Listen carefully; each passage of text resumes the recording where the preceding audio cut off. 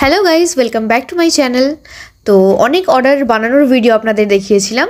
এবারে আমি আজকে আপনাদেরকে দেখাতে চলেছি যে কিভাবে আমি আমার অর্ডারগুলো শিপিং করি।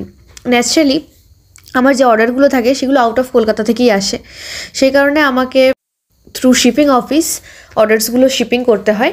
খুব কমই থাকে যারা আশেপাশের বন্ধু বা চেনাশোনার মধ্যে অর্ডার দিয়ে থাকে, তখন সেগুলো আমি হ্যান্ড টু হ্যান্ড ডেলিভারি করে থাকি। তো আমি ডিটিডিসিতেই সবসময় শিপিং করে থাকি।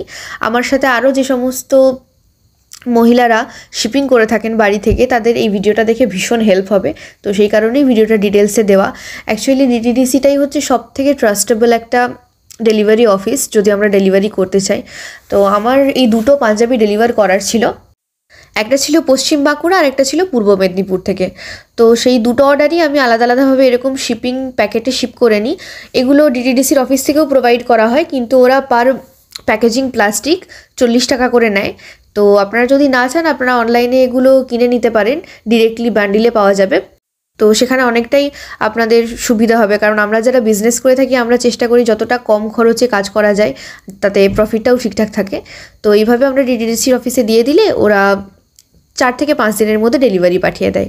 ভিডিওটা যদি হেল্পফুল লাগে তাহলে লাইক করবেন, সাবস্ক্রাইব করবেন, আর যদি আরও কোনো প্রশ্ন থাকে তাহলে কমেন্ট সেকশনে কমেন্ট করতে পারেন। দেখা হচ্ছে আবার পরের ভিডিওতে। Bye bye.